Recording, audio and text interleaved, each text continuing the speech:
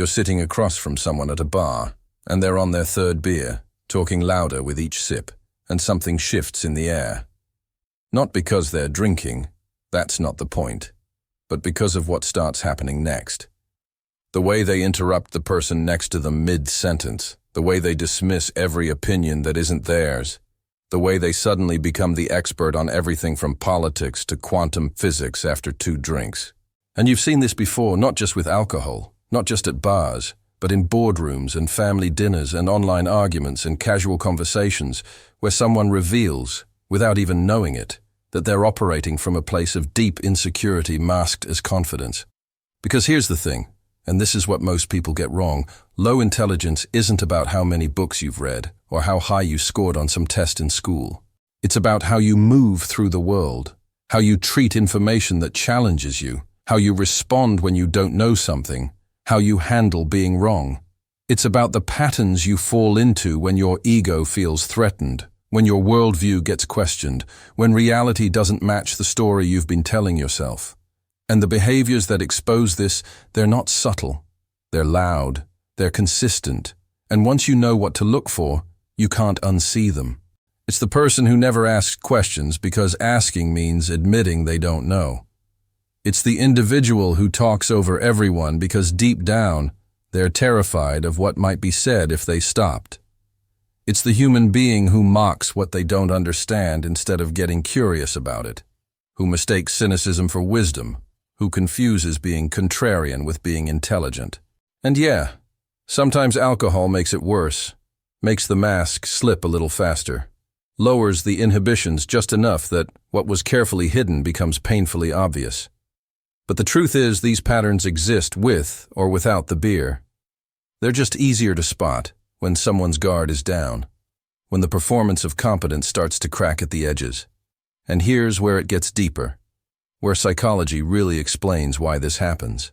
Most people think intelligence is fixed, that you either have it or you don't, that you're born smart or you're not, that it's written in your DNA and there's nothing you can do about it.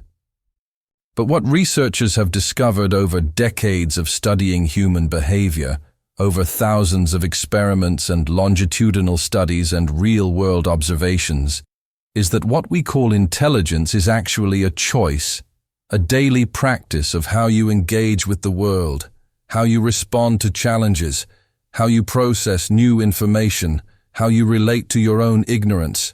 Carol Dweck's groundbreaking work on growth mindset versus fixed mindset showed us that people with low intellectual flexibility believe their intelligence is static, unchangeable, set in stone, so they avoid challenges because failure might expose their limitations.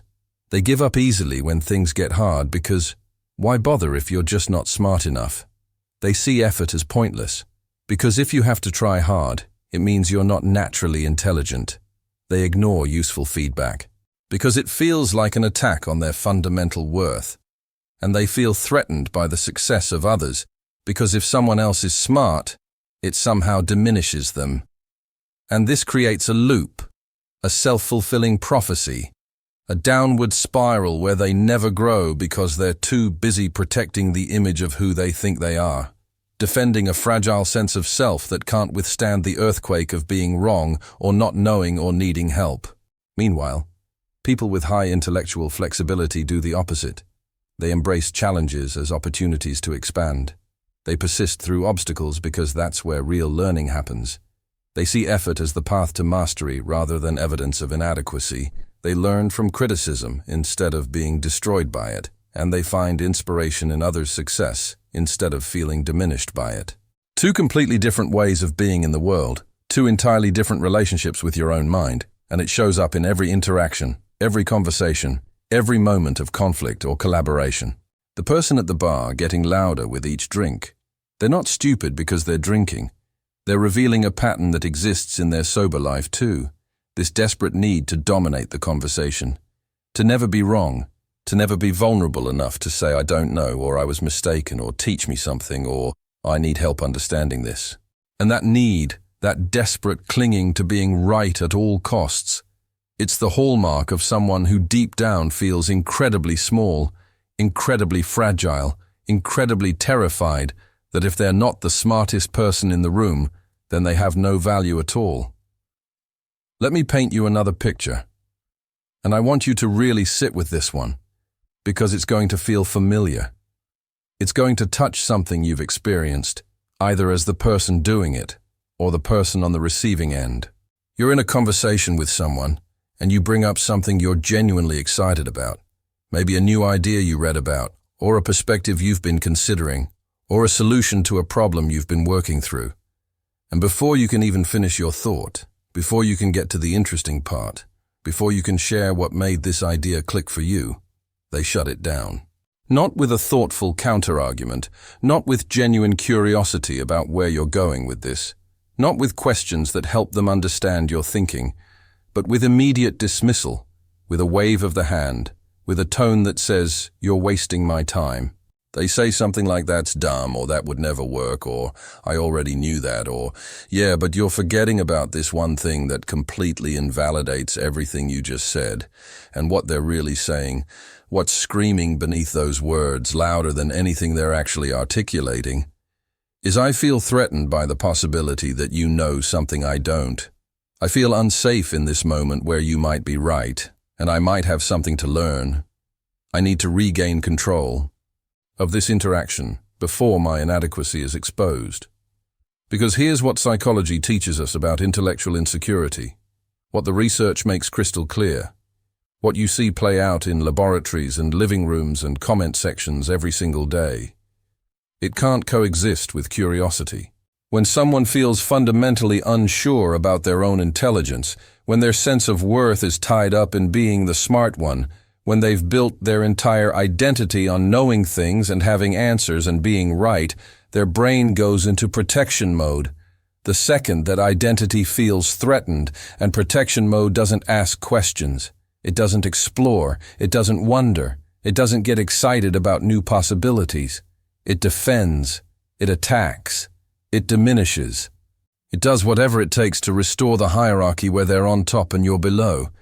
And this is why you'll notice that people who constantly need to prove how smart they are, who bring up their credentials in casual conversation, who name-drop philosophers they've read or theories they understand or schools they attended, are usually the ones who are least secure in their actual intelligence. The truly intelligent person, the one who's done the work of building genuine competence and confidence, the one who's faced their ignorance and made peace with it, they have nothing to prove, so they can afford to be curious, to be wrong, to be a student even in areas where they have expertise, to ask the dumb question that everyone else is too afraid to ask, to admit when they're confused or lost or completely out of their depth. That level of openness requires a quiet mind. Curiosity collapses under mental noise. Learning does too. And if you want to support that kind of clarity, the kind that allows you to think, question, and stay present without defensiveness, take a look at the Brain Song. It's a science-based method designed to pull the brain out of mental overload and restore real focus in just 12 minutes a day. You'll find the link in the first pinned comment. And about a third of the way through this conversation we're having, I need to pause and ask you something directly, something personal, because I have a feeling this is hitting close to home for some of you. I can feel it in the way you're still reading, still listening, still here with me in this exploration. Have you ever been in a situation where you shut someone down because you felt threatened by what they were saying? Where you dismissed an idea not because it was actually bad, not because you'd thought it through and found legitimate flaws, but because accepting it meant admitting you didn't think of it first, or admitting you were wrong about something you'd been confident about, or admitting that someone you considered less intelligent than you actually had insight you were missing. If that's you, if you're recognizing yourself in any of this, if you're feeling that uncomfortable squirm of recognition in your chest right now, I want you to leave a comment right now. Something simple like "I've been that person at the bar." Because when you acknowledge this pattern out loud, when you name it and own it and bring it into the light, you're not just being honest with yourself. You're not just taking the first step toward change. You're also giving someone else reading this the courage to face their own behavior. You're creating permission for other people to be human and flawed and working on it. And here's the truth, the liberating truth that nobody tells you. Admitting this doesn't make you less intelligent. It doesn't prove you're stupid. It doesn't confirm your worst fears about yourself. It makes you more human, more aware, more capable of change, more aligned with reality, more humble, and humility is the soil where real intelligence grows. So go ahead, drop that comment, be brave enough to be seen, and know that I read every single one of them, that there's a human on the other side of this screen who gets it, who's been there, who sees you, and there's zero judgment here, only understanding, only compassion, only respect for anyone willing to look at themselves honestly. Now let me continue because we're just getting started on unpacking why these behaviors exist and what they're really protecting and how you can start to shift them. So let's talk about one of the most revealing behaviors, one of the clearest indicators that someone is operating from intellectual insecurity rather than genuine confidence. And that's the inability to handle being wrong. And I mean really handle it, not just pretend to handle it while seething inside, not just say the words, "Yeah, you're right," while your jaw is clenched and your brain is already working on how to prove you were actually right in a different way. Watch what happens when you correct someone who operates from intellectual insecurity.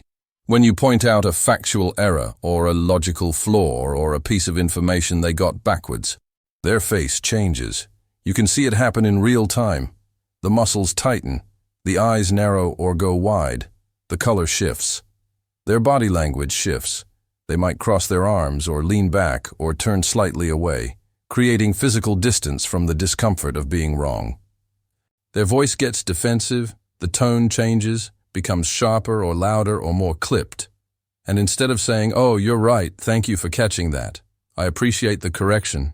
I want to get this right," they do this thing, this predictable dance of ego protection, where they minimize the mistake, where they make excuses about why they got it wrong, where they shift blame to someone else who told them the wrong information, or worst of all, where they double down on being wrong, where they dig in deeper, find new arguments to support their incorrect position, twist logic into pretzels, trying to make their error somehow right, because admitting error feels like admitting they're fundamentally flawed as a person, like their entire worth is on trial, and the verdict is worthless. And this right here, this violent reaction to being wrong, this is the core wound we're dealing with. This is the original injury that creates all these defensive behaviors. For people stuck in this pattern, being wrong about anything, even something small and inconsequential, even the name of an actor or the date of an event or the capital of a state, means being worthless, being stupid, being exposed as a fraud, so the brain will do backflips to avoid that feeling.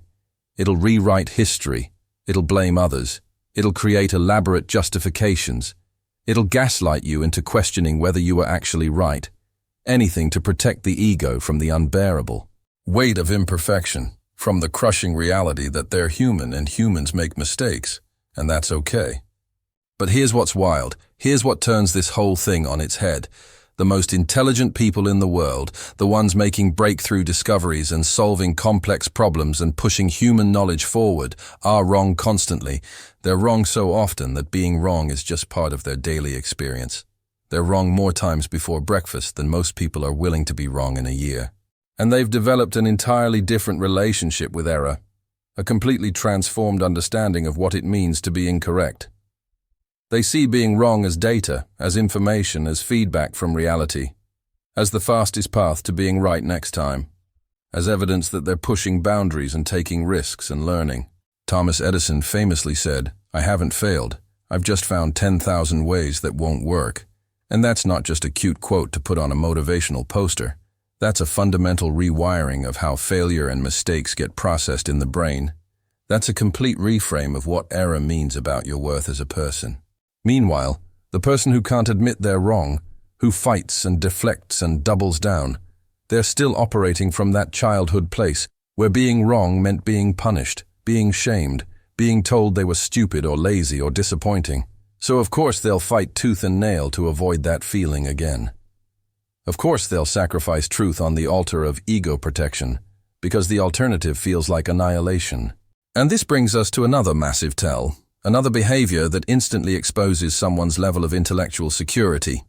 And that's the way someone treats people they perceive as less intelligent than them, people they consider beneath them on whatever hierarchy they've constructed in their mind.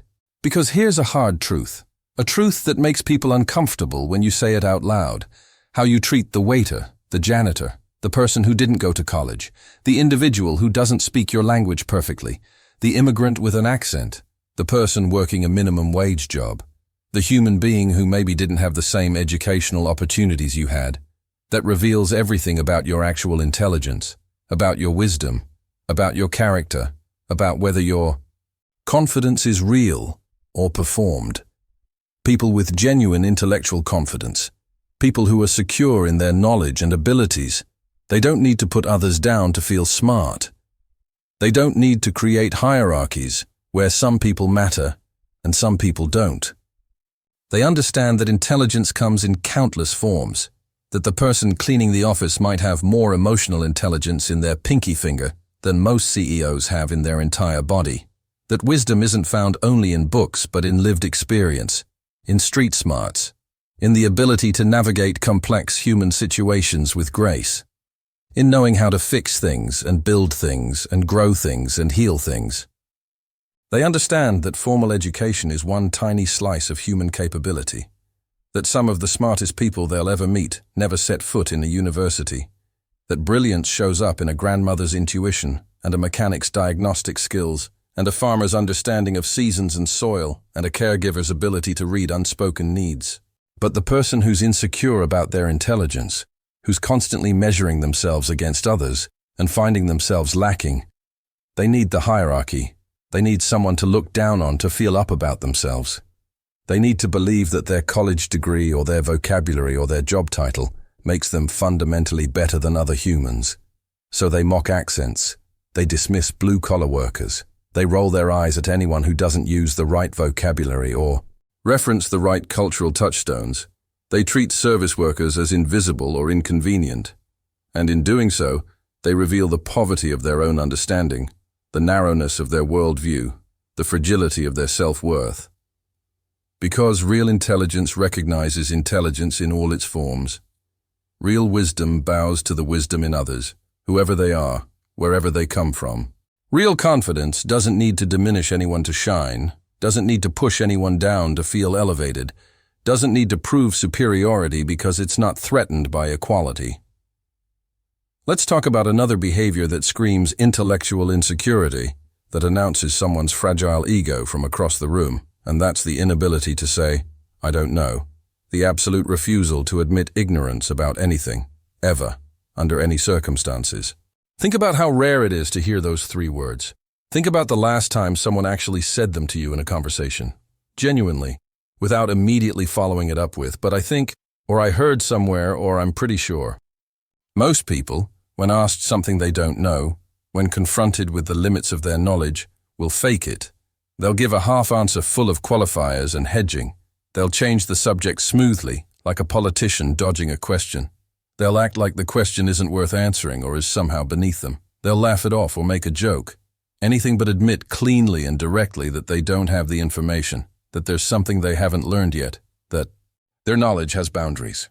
And why? Why is it so hard to say 3 simple words? Because somewhere along the line, probably in school, probably in childhood, probably in countless small interactions where not knowing was met with ridicule or disappointment or impatience, they learned that not knowing equals being stupid, that admitting ignorance equals revealing yourself as a fraud, that saying I don't know is the same as saying I'm worthless. So not knowing became this shameful thing to hide rather than a natural state of being human, rather than the starting point of all learning, rather than the honest foundation on which real knowledge can be built. But here's what the research shows. Here's what studies done at MIT and Stanford and Cambridge and universities around the world have discovered through careful observation and measurement. The people who are comfortable saying, I don't know, who can admit the limits of their knowledge without shame or defensiveness, are the ones who end up knowing the most, who accumulate the most accurate information, who develop the deepest expertise, because they're not wasting energy pretending, they're not burning cognitive resources on maintaining a facade. They're using that energy to actually learn. They ask questions, lots of them, sometimes annoying amounts of them, because they're genuinely trying to understand. They seek out information from reliable sources instead of making things up. They find experts and pick their brains and take notes. They read, they research, they get curious instead of defensive. They follow their genuine interest instead of performing knowledge they don't have.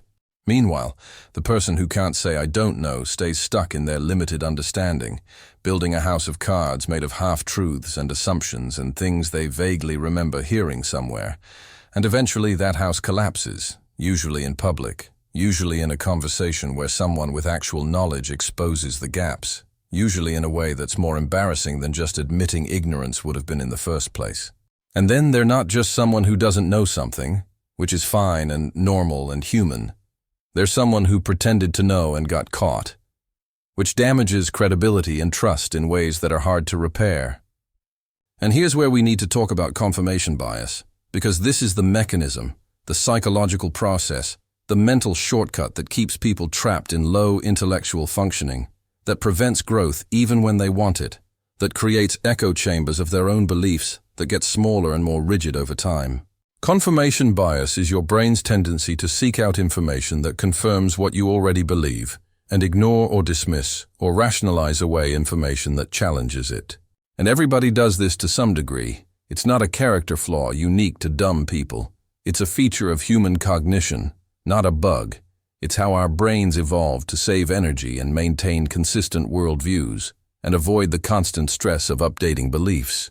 But the crucial difference that separates intellectual growth from intellectual stagnation is that intelligent people are aware of this tendency and actively fight against it, while intellectually insecure people lean into it hard, embrace it, let it run wild, use it to protect themselves from the discomfort of being wrong. They only read news sources that agree with their political views. They only follow social media accounts that confirm their existing beliefs. They only engage with ideas and perspectives that make them feel smart and right and validated, that reinforce the story they're already telling about how the world works. And slowly, over time, their worldview becomes smaller and smaller, more rigid, more fragile, more disconnected from reality, until they're living in an echo chamber of their own making, surrounded by mirrors that only show them what they want to see, cut off from any information that might challenge or expand or complicate their understanding. And the scary part, the truly dangerous part, is they think they're being smart. They think they're being discerning. They think they're avoiding being manipulated or brainwashed or fooled, when in reality they're manipulating themselves, brainwashing themselves, fooling themselves, cutting themselves off from growth, from challenge, from the very friction and discomfort that creates wisdom and depth and nuanced understanding. And you can spot this behavior from a mile away once you know what you're looking for. It's the person who says, "I don't trust mainstream media," but only gets their news from fringe sources that confirm their existing worldview and never fact-checks anything. It's the individual who claims to be open-minded but loses their absolute mind when presented with evidence that contradicts what they believe, who can't even entertain alternative explanations, who immediately attacks the source rather than engaging with the information. It's the human being who surrounds themselves only with yes men, only with people who think exactly like them, only with voices that tell them they're right, and then wonders why they keep making the same mistakes over and over, why their predictions about the world are constantly wrong, why they feel increasingly alienated from people who see things differently. Now we're past the halfway point of this journey, and I want you to think about something for a second.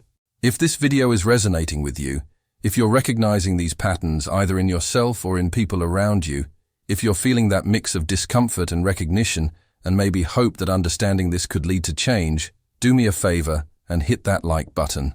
Not for me, though, yeah, it helps the channel, but more importantly, as a signal to yourself that you're ready to look at these patterns honestly, that you're willing to examine the ways we all sometimes fall into intellectual insecurity, that you're choosing awareness over defensiveness, growth over comfort. Because awareness is always the first step toward change, always the foundation on which transformation is built, and clicking that button is a tiny act of commitment to that process. And yeah, it matters for the algorithm too. It tells YouTube this content is valuable, that people are engaging with it, that it's worth showing to more people, which means I can keep making videos that dive this deep into the psychology of how we think and behave and relate to our own minds. So if you found value here, If this is the kind of content you want to see more of, let me know with that like.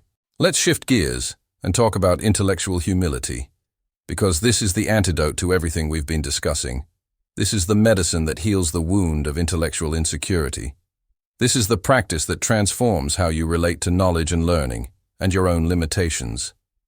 Intellectual humility is the ability to recognize the limits of your knowledge without shame, to be open to new information even when it contradicts what you believe, to value truth over being right, to see other people as potential teachers rather than threats to your ego, to hold your beliefs lightly enough that you can update them when better information comes along.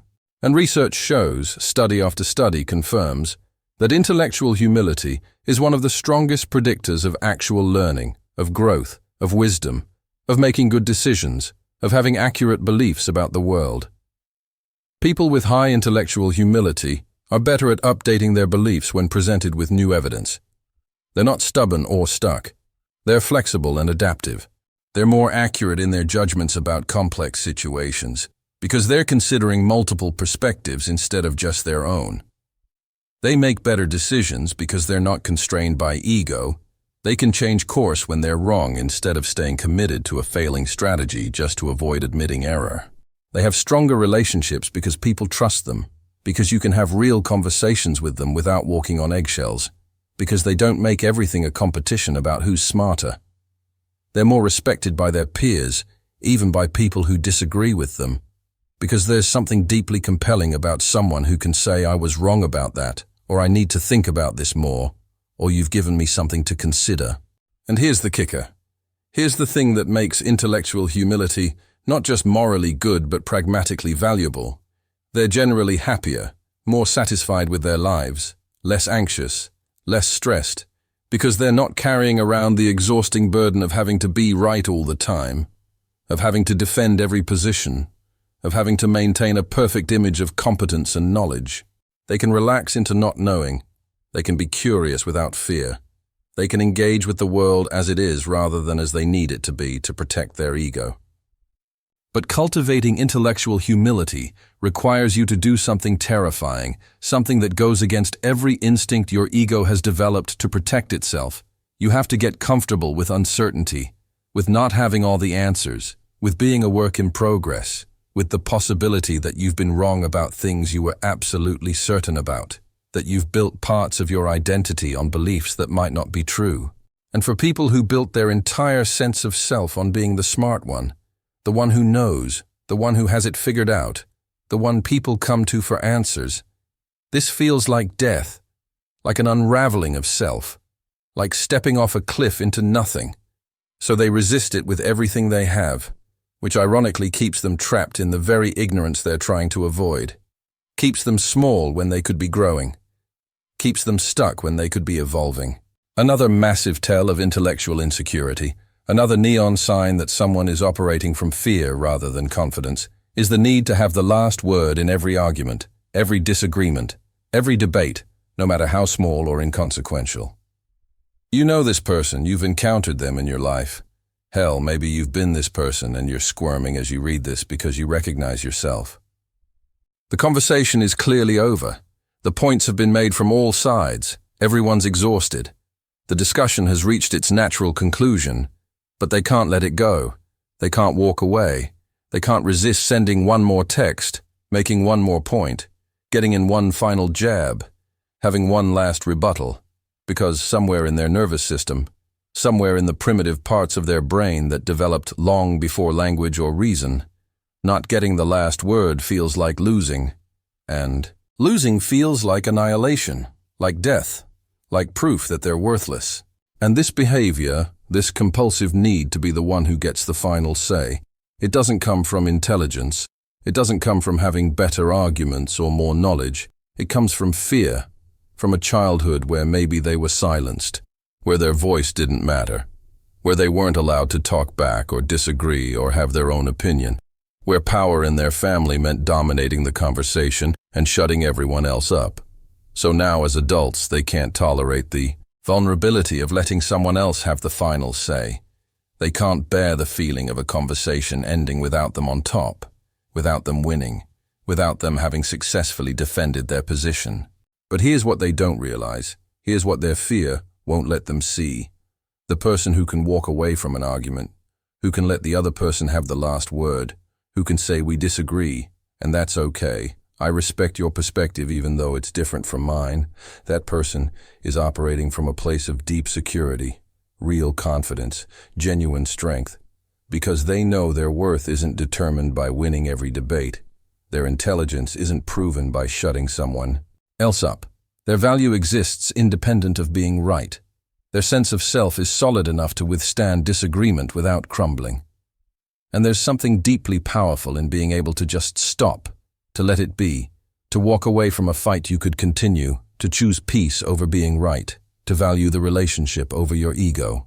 And we need to talk about curiosity, or rather, the lack of it, the absence of wonder, the death of questions, because this might be the single biggest indicator of intellectual limitation, the clearest sign that someone has stopped growing, stopped learning, stopped evolving.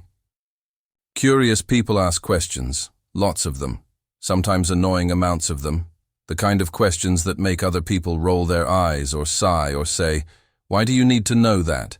Because they're genuinely trying to understand the world in all its complexity and beauty and strangeness. They wonder why things are the way they are. They want to know how things work, not just the surface-level explanation, but the deeper mechanisms, the underlying principles. They're fascinated by perspectives different from their own, not threatened by them. They see difference as interesting rather than dangerous. They see every person as a potential source of knowledge, every interaction as an opportunity to learn something new, every experience as a chance to expand their understanding. The person who fixed their car knows things they don't know. The person from a different country has perspectives they haven't considered. The person who disagrees with them might be seeing something they're missing. But intellectually insecure people operating from fear and defensiveness, they've stopped being curious, usually a long time ago, sometimes in childhood when their questions were met with annoyance or dismissal, sometimes in school when asking questions made them look stupid in front of their peers, sometimes in adulthood when they decided they knew enough and learning new things felt like too much work or too much risk. Because curiosity requires admitting you don't know, and we've already established how threatening that feels, how much that admission costs when your self-worth is tied to being smart. So instead of asking why, they make assumptions. They fill in the blanks with guesses and stereotypes and things they remember hearing somewhere. Instead of exploring, they judge, they categorize, they dismiss. Instead of learning, they defend what they already think they know. They protect their existing beliefs from any challenge. And the tragedy, the real loss here, is that curiosity is the engine of growth. It's what keeps your brain flexible and adaptive and young. It's what makes life interesting and rich and full of possibility. It's what connects you to other people and new ideas and experiences you never would have had if you just stayed in your comfort zone. But when you shut it down in service of protecting your ego, when you trade wonder for certainty, when you stop asking questions because you're afraid of what the answers might reveal about what you don't know, you shut down your own evolution. You become static, rigid, stuck, and eventually bitter, because the world keeps changing, and you're still clinging to the same limited understanding you had years ago, defending obsolete ideas, because admitting they're obsolete means admitting you need to learn something new.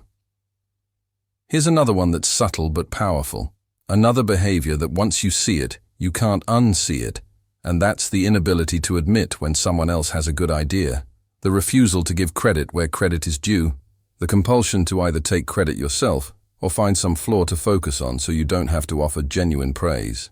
You're in a meeting or a conversation and someone suggests something genuinely useful, genuinely smart, genuinely innovative, something that could actually solve the problem you've been wrestling with, and instead of acknowledging it, instead of saying that's brilliant or I love that or great thinking, the intellectually insecure person either stays silent, lets the idea hang there without validation, or worse, they take credit for it later, somehow making it seem like they thought of it or they were already going that direction, or they find some small flaw to focus on, some edge case or potential problem, so they don't have to give the compliment, so they don't have to admit someone else was smart, so they don't have to feel the discomfort of not being the one with the answer. And this behavior reveals such a scarcity mindset. such a poverty of spirit, this belief that there's only so much intelligence to go around, that if someone else is smart, it somehow makes you less smart, that praise is a finite resource, and giving it away diminishes you, which is absurd when you think about it logically. But that's how the insecure mind works. It's not logical, it's protective. It's trying to maintain a hierarchy where you're on top, and everyone else is below. Meanwhile, truly intelligent people celebrate good ideas regardless of where they come from, regardless of whether they thought of them first, regardless of whether the person suggesting them is more junior or less educated, or different in some way. Because they understand that intelligence is collaborative, that the best solutions come from combining perspectives and building on each other's ideas, that lifting others up doesn't diminish you, it elevates everyone. It creates an environment where people want to share their best thinking because they know it'll be received with appreciation rather than competition. And when you can genuinely say, "That's brilliant. I didn't think of that. Thank you for bringing that up." You're not showing weakness. You're not admitting defeat. You're not revealing that you're less smart. You're showing strength, real strength, the kind that comes from secure self-worth. You're showing that your sense of self is solid enough to handle other people shining, that you don't need to dim anyone else's light to feel bright yourself. Let me tell you what happens in the brain when someone encounters information that challenges their existing beliefs, because this is where neuroscience gives us incredible insight into why these behaviors are so hard to change, why intellectual insecurity is so sticky, why people will defend obviously wrong positions with such ferocity. When you're presented with facts that contradict your worldview, with evidence that suggests you might be wrong about something you believe strongly, your amygdala, the part of your brain responsible for processing threats and triggering fear responses, it lights up like a Christmas tree. It goes absolutely haywire. Your brain literally perceives this information as a threat, the same way it would perceive a physical danger, someone coming at you with a weapon or a car swerving into your lane. And so it triggers your fight or flight response, floods your system with cortisol and adrenaline, shuts down your prefrontal cortex where rational thinking happens, puts you in survival mode. For intellectually secure people, people who've trained themselves to sit with discomfort and challenge their own beliefs, the prefrontal cortex, the rational thinking part of the brain, kicks in and overrides that initial threat response, allows them to actually process the new information objectively, to consider whether it has merit, to update their understanding if the evidence warrants it. But for intellectually insecure people, people who never developed that override capacity, the amygdala wins every single time, so they go into fight mode, attacking the information, the source, the person presenting it, finding any reason to discredit or dismiss what they're hearing, or flight mode, dismissing it entirely, changing the subject, walking away, refusing to engage because engagement feels dangerous. And the more this pattern repeats, the more deeply this response gets wired into their brain, the more entrenched it becomes, until their brain has literally wired itself to reject anything that doesn't fit the existing narrative, anything that challenges the story they're telling about themselves and the world. This is why you can present someone with irrefutable evidence, crystal clear data, expert consensus, peer-reviewed research, videos and documents and testimonies, and they'll still deny it, not because they're stupid in some fundamental way, not because they lack the capacity to understand, but because their brain has been trained to prioritize emotional safety over truth, to protect the ego over pursuing accuracy, to avoid the feeling of being wrong at all costs, even when being wrong means being disconnected from reality. And now, about 3/4 of the way through this journey we're on together, about 3/4 of the way through this deep dive into what behaviors reveal about intelligence and insecurity, and the human need to feel valuable, I want to extend an invitation, a genuine offer to be part of something. If you're here, if you've stayed with me through all of this, if you're recognizing these patterns and wanting to break free from them, if you're feeling that uncomfortable mix of being called out and being seen and being hopeful that change is possible, this channel is for you. Every single week I create content that digs into human psychology like this, that explores why we do what we do, that looks at the patterns we fall into and the wounds that create them, and the paths out of the traps we set for ourselves, that offers real tools for growth and self-awareness and transformation. Not surface-level tips, but deep work, the kind of understanding that actually changes how you see yourself and the world. And it's not just about watching videos. It's not just about consuming content. It's about being part of a community of people who are committed to evolution, to honesty, to becoming better versions of themselves, to looking at their shadows and their insecurities and their defense mechanisms without flinching, to doing the hard work that most people avoid because it's uncomfortable. So if that resonates with you, if you want more of this kind of deep dive into the human experience, if you're tired of surface-level self-help and you're ready for something real, subscribe to the channel and turn on notifications so you don't miss anything, because we're building something here.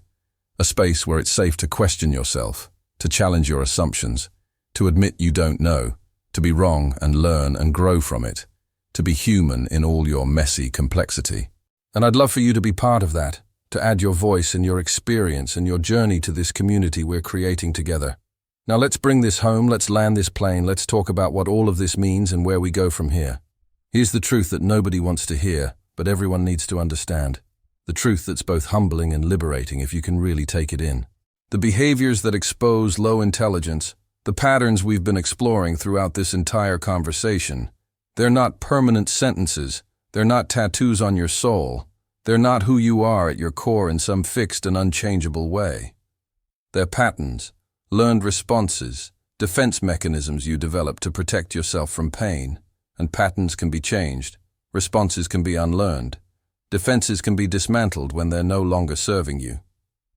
Every single behavior we've talked about, from the inability to say "I don't know" to the need to dominate conversations, to the resistance to being wrong, to the lack of curiosity, to the inability to give others credit, all of it can be rewired with awareness and practice and patience and self-compassion. But it requires you to do something that feels impossible at first, something that goes against every protective instinct you've developed.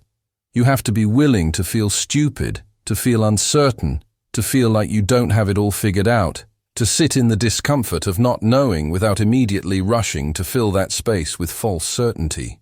Because that's where growth lives, in the discomfort of not knowing, in the vulnerability of being a beginner, in the humility of admitting you have something to learn.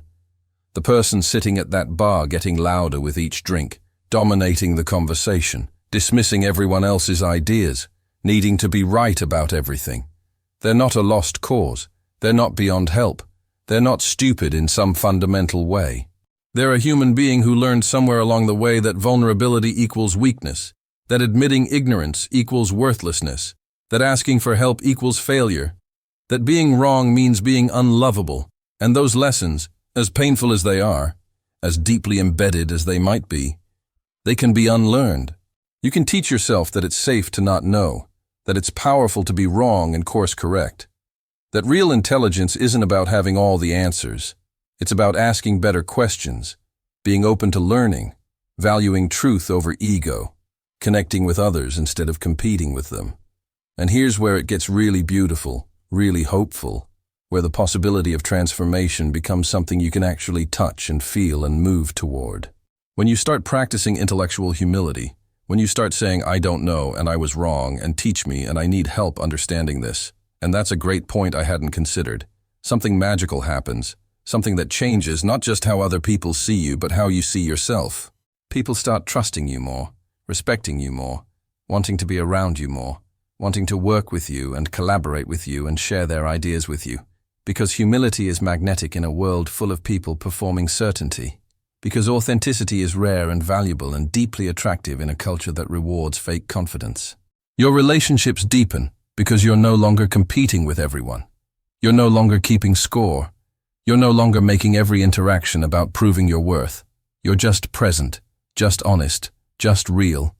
And that creates space for genuine connection, for people to be real with you too, for conversations that actually matter instead of just performances of who's smarter. Your learning accelerates exponentially because you're not wasting energy defending incorrect beliefs. You're not spending half your mental resources on maintaining a facade. You're actually curious, actually open, actually absorbing new information, and integrating it and building on it. Your stress decreases dramatically because you're not carrying the impossible burden of needing to be right about everything, of having to know everything, of maintaining a perfect image. You can just relax into being human, into being a work in progress, into being someone who's learning and growing and changing. And slowly, over time, through countless small choices to be humble instead of defensive, to be curious instead of closed, to value truth over ego, you become the kind of person who walks into a room and makes it smarter, not because you're the smartest person there, not because you dominate or show off or perform, but because you create space for everyone's intelligence to emerge. You ask the questions that unlock insight. You listen in ways that make people feel heard and valued. You contribute ideas without needing to dominate. You disagree without needing to destroy. You challenge people's thinking while respecting their humanity. That's what real intelligence looks like, and it's available to anyone willing to do the work of examining their patterns, confronting their insecurities, and choosing growth over ego protection, truth over being right, connection over competition. So the next time you're in a conversation and you feel that urge rising, that familiar impulse to interrupt, to dismiss, to prove you're right, to have the last word, to show everyone how smart you are, pause for just a moment. Take a breath. Feel what's happening in your body. Notice the tightness in your chest or your jaw, the heat rising in your face, the speed of your heartbeat. All those physical signs that your ego feels threatened and is gearing up to defend itself. And then ask yourself a simple question. One question that can change everything if you're brave enough to answer it honestly. What am I really protecting here? Is it truth or is it ego? Am I fighting for what's accurate and right, or am I fighting to maintain an image of myself as someone who knows, who's right, who's smart? And if it's ego, which let's be honest, it usually is, if you're fighting to be right rather than to discover truth, you have a choice in that moment, a genuine choice that nobody can make for you. You can keep playing that old pattern, keep being the person at the bar getting louder to be heard, keep interrupting and dismissing and needing to win, keep protecting that fragile sense of self that requires constant defending. Or you can try something different, something scary, something that might feel like weakness at first, but is actually the strongest thing you can do. You can ask a question instead of making a statement. You can say, "I hadn't considered that," instead of, "That's wrong." You can offer your perspective as one possibility among many instead of the only truth that matters. You can say, "Tell me more about why you think that," instead of, "Here's why you're mistaken." You can listen, really listen, with the intention to understand rather than the intention to formulate your rebuttal. And at first it'll feel weird, vulnerable, maybe even weak. Your ego will be screaming at you to stop, to defend, to fight back. But I promise you, I absolutely promise you from my own experience and from watching countless people make this shift. On the other side of that discomfort is a kind of freedom you've never experienced. The freedom of not having to be perfect, not having to know everything, not having to win every interaction, not having to constantly maintain and defend an image of competence.